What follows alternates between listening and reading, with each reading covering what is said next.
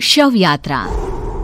अमरपुर नाम के एक गांव में विमल हलवाई अपने 2 छोटे बच्चों और बीवी के साथ रहता है। विमल की पत्नी ज्योति भूत प्रेत जादू टोने में बहुत माना करती थी। इसका बिल्कुल विपरीत विमल इन चीजों को दक्यानुसी माना करता था। रोज की तरह विमल अपने मिठाई की दुकान जाने के लिए निकलने की हड़बड़ी में होता है। मैं निकलता हूँ ज्योति, देरी हो जाएगी, दुकान भी खोलनी है मुझे। अजी ध्यान से, आज अमावस्या है। रास्ते में कोई कपड़ा या कुछ भी गिरा हो तो उसे लांग मत दीजिएगा, बगल से चली जाइएगा। अरे ऐसे तो तुम मुझे पागल ही कर दोगी क्या? हाँ, मैं नीचे देखकर चलूं कि सामने से कोई गाड़ी घोड़ा आकर मेरे ऊपर से चला जाए? दोनों हालत में तो मेरी ही मौत है। अरे क्यों सुबह सुबह इतनी अपसुगनी बातें कह रहे हो जी? मेरे गांव में तो ऐसा आंखों के सामने होता हुआ देखा है मैंने, इसीलिए कहती हूँ, वरना मुझे क्या, पड़ोसी को तो नहीं कहना चाहती मैं। पति हैं आप मेरे, इसलिए बोल रही हूँ। विमल अपनी मिठाई की दुकान चला जाता है। दुकान पर पहले से ही ग्राहकों की लंबी लाइन लगी हुई थी। ये लो, वहाँ ज्योति अमावस्या को लेकर परेशान है और आज तो हमेशा से ज्यादा ही लंबी लाइन लगी पड़ी है। अच्छी खासी बिक्री होगी आज। विमल दुकान खोलता है। एक के बाद एक ग्राहक उसकी दुकान पर मिठाई ले रहे होते हैं। तभी गांव की एक बूढ़ी औरत विमल से कहती है, जिस तेजी से बिक्री हो रही है, कहीं किसी की नजर ना लग जाए, नींबू मिर्ची टांग ले। अरे क्या चाची तुम भी, ये सब नजर बजर कुछ नहीं होता है। कैसे लोग हैं मेरे आसपास।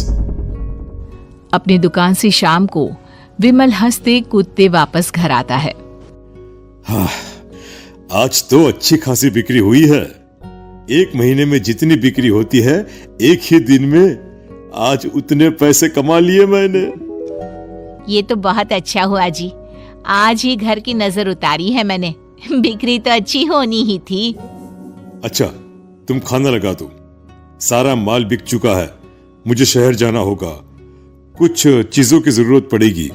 रात भर मिठाई बनाऊंगा, तब जाकर कल सुबह दुकान खोल पाऊंगा। खाना खाकर विमल शहर जाने के लिए निकल पड़ता है।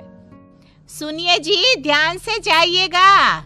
चौरस्ते पर किसी जादू टोने की चीज पर पैर मत रख दीजिएगा। हे भगवान, हद हो गई ज्योति, ये तो मैं जा रहा हूं। विमल गुस्से से शहर जाने निकल पड़ता है। रात का काला घना अंधेरा, चांद की एक भी किरण ना होने के कारण अंधेरे में कुछ भी देख पाना मुश्किल था। जंगल के बीच के एक अधकच्चे रास्ते से विमल जा रहा होता है। चारों तरफ गुफ अंधेरा और सन्नाटा सुनाई दे रहा था, और सुनाई दे रही थी विमल के पैर के नीचे आ रहे सूखे पत्तों की आवाजें। तभी अचानक दूर से उसे कुछ आवाजें सुनाई देती है। अरे, ये इतनी रात को जंगल के रास्ते कौन जा रहा है? शायद कोई टोली होगी। राम नाम सत्य है, राम नाम सत्य है, राम नाम सत्य है, राम नाम सत्य है। धीरे धीरे आवाज कुछ कुछ सुनाई पड़ती है। आवाज धीरे धीरे और नजदीक आती सी लगती है। विमल देखता है कि उसके सामने से सजी धजी सफेद कपड़े में लिपटी एक अर्थी निकल रही है, जिसके साथ 5 लोग ही थे। 4 आदमियों ने उसे कंधा दिया हुआ था। एक मटका लिए आगे आगे बढ़ रहा था। विमल के बिल्कुल सामने आकर अर्थी रुक जाती है। उसमें से एक आदमी विमल से कहता है, अरे भाई, जरा अर्थी को कंधा लगाना, मैं बहुत थक गया हूँ, बड़ी मेहरबानी होगी। हाँ भाई, कंधा तो मैं लगा दूं, पर रात को 12 बजे ये शव यात्रा, इस समय कौन अर्थी ले जाता है? तभी विमल को ऐसा लगता है कि शव में से आवाज आई,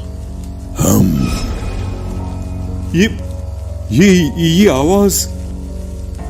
मजबूरी है भाई, आप कंधा दीजिए, मैं रास्ते में सब बताता हूँ आपको। विमल अर्थी को कंधा दिए चल रहा होता है कि उसे ऐसा लगता है कि हाथ में मटका लिए जो आदमी शव के आगे चल रहा है उसके पैर उल्टे हैं। क्या हुआ भाई, हकला क्यों रहे हो? वो आपके साथी के पैर उल्टे। विमल अपनी बात पूरी भी नहीं कर पाता कि वो देखता है कि उस आदमी के पैर तो सीधे ही हैं। अरे नहीं, कुछ नहीं, मुझे शायद वहम हुआ होगा। धीरे धीरे सब आगे बढ़ रहे होते हैं। तब विमल को अचानक लगता है मटके में से एक हाथ बाहर आ रहा है। विमल घबरा जाता है। इसके पहले वो कुछ बोल पाता, कल्लू कहता है, मेरा नाम कल्लू है। हम 6 दोस्त थे, जिसमें से एक को तो तुम सोया हुआ देख रहे हो। इतनी पक्की दोस्ती थी कि जैसे हम सब सगे भाई हैं। पर किस्मत का कोई क्या कर सकता है। आज से 4 साल पहले एक नदी में हम सब नहाने गए थे, जिसमें डूबकर राजेश की मौत हो गई। किसी मजबूरी के कारण हमें उसकी अर्थी को रात को ही शमशान घाट ले जाना पड़ा। हम 5 उसे ले जा रहे थे। 4 साल पहले आप 5 में मैं कुछ समझा नहीं। मंकू अपनी गर्दन पीछे घुमाकर अपनी आंखें बड़ी बड़ी कर विमल से कहता है, अरे भाई, पूरी कहानी खत्म होने दो, फिर बीच में बोल लेना, ठीक है? तभी रास्ते में एक हादसे में अपने दोस्त के साथ हम सभी मर गए। वो सामने देखो, हमारा दोस्त। विमल सामने देखता है। उसे दिखता है कि एक ऐसा आदमी जिसका शरीर कई जन्मों से पानी के अंदर रहने के कारण सफेद पड़ गया है। उसकी आंखें बाहर की ओर निकली हुई थी। फिर ये अर्थी किसकी है? अर्थी के साथ के लोग अर्थी को नीचे रखते हुए एक साथ विमल की ओर देखते हुए कहते हैं, तुम खुद ही देख लो। विमल शव पर से सफेद कपड़ा हटाता है। शव की जगह खुद को ही देखकर विमल के होश उड़ जाते हैं। वो शव विमल की ही थी। पलक झपकते ही विमल उस अर्थी की जगह पर होता है। 6 के 6 दोस्त उसी तरह अर्थी को उठाकर चलने लग जाते हैं। राम नाम सत्य है। राम नाम सत्य है। राम नाम सत्य है।